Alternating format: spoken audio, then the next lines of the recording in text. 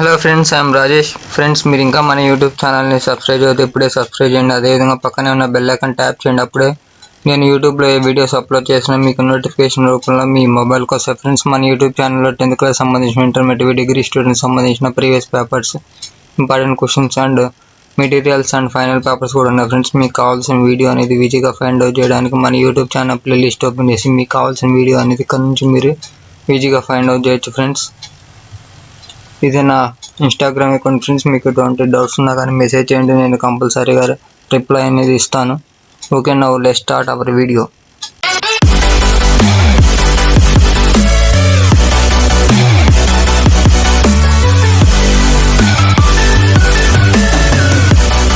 Hello friends, ఈరోజు మనం second year intermediate accounts సంబంధించిన 5 మార్క్స్ ప్రాబ్లంలో డిప్రిషియేషన్ సంబంధించిన 7th ప్రాబ్లం ఎక్స్ప్లెయిన్ చేద్దామని ఈరోజు ఈ వీడియో చేస్తున్నా. ఫ్రెండ్స్, మన ఈ సెకండ్ ఇయర్ అకౌంట్స్లో 5 మార్క్స్ సంబంధించిన ప్రాబ్లమ్స్ ఉంటాయి, 10 మార్క్స్ సంబంధించిన ప్రాబ్లమ్స్ ఉంటాయి అండ్ 20 మార్క్స్ సంబంధించిన ప్రాబ్లమ్స్ ఉంటాయి. ఆల్రెడీ మన యూట్యూబ్ ఛానల్లో 20 మార్క్స్ సంబంధించిన ప్రాబ్లమ్స్ని ఆల్రెడీ నేను 20 మార్క్స్ సంబంధించిన ప్రాబ్లమ్స్ 8 ప్రాబ్లమ్స్ ఎక్స్ప్లెయిన్ చేశాను. ఫ్రెండ్స్, ఆ 8 ప్రాబ్లమ్స్ మీరు క్లియర్గా విన్నట్టయితే మీకు చాలా ఈజీగా ఉంటుంది. ఫ్రెండ్స్, 20 మార్క్స్ సంబంధించిన ప్రాబ్లమ్స్. ఓకేనా? నెక్స్ట్ 5 మార్క్స్ సంబంధించిన ప్రాబ్లమ్స్లో సింగిల్ ఎంట్రీ సిస్టమ్ సంబంధించిన 10 ప్రాబ్లమ్స్ అనేవి ఎక్స్ప్లెయిన్ చేశాను. ఆ వీడియోస్ యొక్క లింక్ కూడా నేను డిస్క్రిప్షన్లో ప్రొవైడ్ చేస్తాను, మీరు అక్కడ నుంచి చూడొచ్చు. నెక్స్ట్ డిప్రిషియేషన్ సంబంధించిన ప్రాబ్లమ్స్ ఆల్రెడీ నేను 6 ప్రాబ్లమ్స్ ఎక్స్ప్లెయిన్ చేశాను. ఓకేనా? ఆ వీడియోస్ యొక్క లింక్ కూడా నేను డిస్క్రిప్షన్లో ప్రొవైడ్ చేస్తాను. ఈరోజు మాత్రం 7th ప్రాబ్లం ఎక్స్ప్లెయిన్ చేద్దామని ఈరోజు ఈ వీడియో చేస్తున్నా. ఫ్రెండ్స్, చూడండి, రెడ్యూసింగ్ బ్యాలెన్స్ మెథడ్ సంబంధించిన ప్రాబ్లం. ఫ్రెండ్స్, ఇది ఓకేనా? మనకి ప్రాబ్లం వచ్చేసరికి ఏ విధంగా ఇచ్చాడంటే చూడండి, Pradeep and co purchased machine on July 1st, 2011 ₹50,000. Depreciation is provided 10% on reducing balance method. Show machinery account 3 years, assuming that books are closed on 31st December every year. Friends, ఇక్కడ చూడండి, ప్రదీప్ అండ్ కో అనే వాళ్ళు ఏంటంటే ఒక మిషన్ అనేది purchase చేశారు. అది ఎప్పుడు పర్చేజ్ చేశారంటే 2011 July 1st పర్చేజ్ చేశారు. ఎంతకు పర్చేజ్ చేశారంటే 50,000కి. ఓకేనా? ఇప్పుడు మనల్ని ఏం చేయమంటున్నారంటే 10% డిప్రిషియేషన్ ఫైండ్ అవుట్ చేయమంటున్నారు ఆన్ రెడ్యూసింగ్ బ్యాలెన్స్ మెథడ్. ఓకేనా? అదేవిధంగా 3 yearsకి సంబంధించిన మిషనరీ అకౌంట్ అనేది ప్రిపేర్ చేయమంటున్నారు. ఓకేనా ఫ్రెండ్స్? చూడండి, మిషనరీ అకౌంట్ యొక్క ప్రొఫార్మ్ వచ్చేసరికి ఈ విధంగా ఉంటుంది. ఫ్రెండ్స్, ఓకేనా? మీరు కంపల్సరీగా మిషనరీ అకౌంట్ అనేది హెడ్డింగ్ అనేది పెట్టండి. తర్వాత డిఆర్ అండ్ సిఆర్ అంటే ఏంటంటే, డిఆర్ అంటే డెబిట్ సైడ్ అని సింబాలిక్గా డిఆర్ అనేది మెన్షన్ చేస్తాం. నెక్స్ట్ సిఆర్ అంటే క్రెడిట్ సైడ్ అని ఇక్కడ మెన్షన్ చేస్తాం. ఫ్రెండ్స్, ఓకేనా? మీరు కంపల్సరీగా డిఆర్ అండ్ సిఆర్ అని కంపల్సరీగా మీరు ఎంటర్ చేయాలి. తర్వాత వీటి యొక్క ప్రొఫార్మాల కాలమ్స్ వచ్చేసరికి date, particulars, LF number and amount ఉంటుంది. నెక్స్ట్ క్రెడిట్ సైడ్ కూడా date, particulars, LF number, amount అని ఉంటుంది.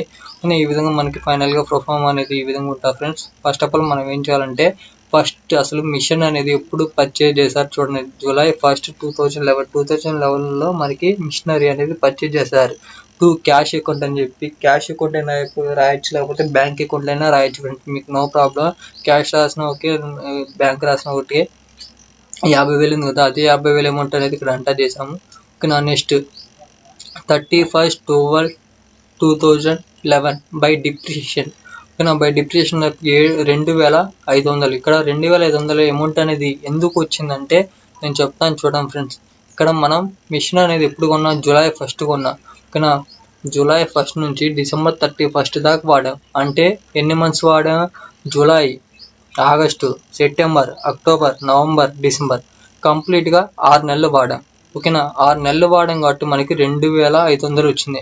ఓకేనా? అది ఏ విధంగా మనం క్యాలిక్యులేట్ చేయాలంటే చూడండి, అసలు మనకి ఒరిజినల్ కాస్ట్ ఎంత? 50,000 ఇంటూ 10% డిప్రిషియేషన్, 10/100 చేస్తే మనకి వాల్యూ అనేది ఎంత వచ్చింది? 5,000 వచ్చింది. ఇంటూ 6/12. 6/12 అనేది నేను ఎందుకు చేశాను అంటే 12 నెలల్లో ఓన్లీ మనం వాడింది 6 నెలలే. చూడండి, 2011 సంవత్సరంలో మనకి మొత్తం 12 నెలలు ఉన్నాయి. ఈ 12 నెలల్లో మనం ఆ మిషన్ అనేది వాడింది ఓన్లీ 6 నెలలే. 6 నెలలు వాడాం కాబట్టి మనకి 2,500 అమౌంట్ వచ్చింది అనమాట డిప్రిషియేషన్. అదే 2,500 అమౌంట్ అనేది ఇక్కడ ఎంటర్ చేశాను. ఓకేనా? ఇప్పుడు ఏం చేయాలంటే debit and credit amount equal చేయాలి. అది ఏ విధంగా చేయాలంటే చూడండి, మనకి డెబిట్ అమౌంట్ అనేది ఎక్కువ ఉంది. ఎంత ఉంది? 50,000 ఉంది. అది 50,000 అనేది ఇక్కడ ఎంటర్ చేసాము.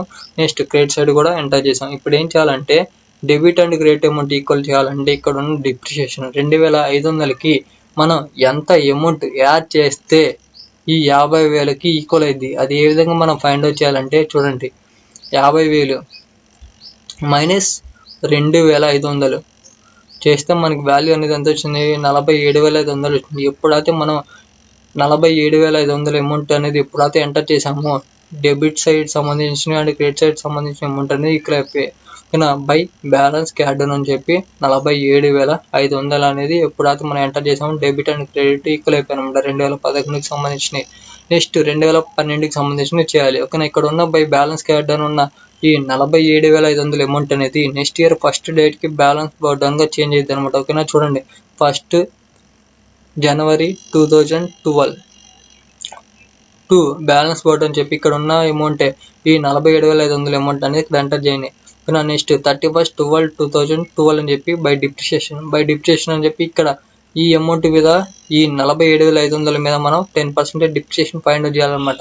ఓకేనా, ఈ రెడ్యూసింగ్ బ్యాలెన్స్ మెథడ్లో ఎప్పుడైనా సరే మనం బ్యాలెన్స్ బోర్డ్ డౌన్ మీద ఫైండ్ అవుట్ చేయాలన్నమాట. ఓకేనా, స్ట్రైట్ లైన్ మెథడ్లో ఏంటంటే ఒరిజినల్ కాస్ట్ మీద ఫైండ్ అవుట్ చేయాలన్నమాట డిప్రిషియేషన్. ఓన్లీ ఇప్పుడు ఏంటంటే మనం బ్యాలెన్స్ బోర్డ్ డౌన్ మీద మనం ఫైండ్ అవుట్ చేయాలి. ఇక్కడ ఎంత ఉంది మనకి 47,500 ఉంది. దీనికి ఇంటూ 10% చేస్తే మనకి వాల్యూ అనేది ఎంత ఉంది, 4,750 ఉంది. అదే 4,750 అనేది ఇక్కడ ఎంటర్ చేసాం. ఇప్పుడు మనకి debit amount credit amount equal చేయాలంటే ఇక్కడ చూడండి, డెబిట్ అమౌంట్ వచ్చేసరికి 47,500 ఉంది. నెక్స్ట్ క్రెడిట్ అమౌంట్ వచ్చేసరికి 4,750 ఉంది. ఇప్పుడు ఈ 4,750కి మనం ఎంత అమౌంట్ యాడ్ చేస్తే ఇక్కడున్న 47,500కి ఈక్వల్ అయింది. అది ఏ విధంగా ఫైండ్ అవుట్ చేయాలంటే 47,500 మైనస్ 4,750 చేస్తే మనకి వాల్యూ అనేది ఎంత వచ్చింది, 42,750 వచ్చింది. అదే 42,750 అనేది ఇక్కడ ఎంటర్ చేశాను. ఓకేనా, ఎప్పుడైతే మనం బై బ్యాలెన్స్ క్యాడ్ అని చెప్పి 42,750 ఎప్పుడైతే ఎంటర్ చేసామో అప్పుడు 2012కి సంబంధించిన డెబిట్ అండ్ క్రెడిట్ ఈక్వల్ అయిపోయాయి. ఓకేనా, ఈ విధంగా మనకి 2012కి సంబంధించిన డెబిట్ అండ్ క్రెడిట్ ఈక్వల్ అయిపోయాయి. ఇప్పుడు నెక్స్ట్ ఏం చేయాలంటే 2013కి సంబంధించిన చేయాలి. ఇక్కడ ఉన్న బై బ్యాలెన్స్ క్యాడ్ డౌన్ 42,750 అనే అమౌంట్ అనేది నెక్స్ట్ ఇయర్ ఫస్ట్ డేట్కి 2013 January 1st ఏంటంటే బ్యాలెన్స్ బోర్డ్ డౌన్గా చేంజ్ అవుతుంది అనమాట. ఎంత ఉంది మనకి ఇక్కడ 42,750 ఉంది. అదే అమౌంట్ అనేది ఇక్కడ నెక్స్ట్ ఫస్ట్ డేట్కి 42,750గా చేంజ్ అవుతుంది అనమాట. ఓకేనా, నెక్స్ట్ ఇప్పుడు ఏం చేయాలంటే 2013కి సంబంధించిన డిప్రిషియేషన్ ఫైండ్ అవుట్ చేయాలి. 2013కి సంబంధించిన బై డిప్రిషియేషన్ వచ్చేసరికి 4,275 రూపాయలు ఉంది. ఓకేనా, ఇది అమౌంట్ అని ఏ విధంగా వచ్చిందంటే ఇక్కడున్న 42,750కి మనం 10% అనేది డిప్రిషియేషన్ కట్టాలి. 10/100 చేస్తే మనకి వాల్యూ అనేది ఎంత వచ్చింది, 4,275 రూపాయలు వచ్చింది. అదే 4,275 రూపాయల అమౌంట్ అనేది ఇక్కడ ఎంటర్ చేసాం అనమాట. ఓకేనా, ఇప్పుడు ఏం చేయాలంటే చూడండి 2013కి సంబంధించిన డెబిట్ అమౌంట్ అనేది ఎక్కువ ఉందన్నమాట. సో అందుకని ఏం చేయాలంటే ఇక్కడ ఉన్న 42,750 అమౌంట్ అనేది ఇక్కడ టోటల్ ఎంటర్ చేయాలి. నెక్స్ట్ క్రెడిట్ సైడ్లో టోటల్ ఎంటర్ చేయాలి.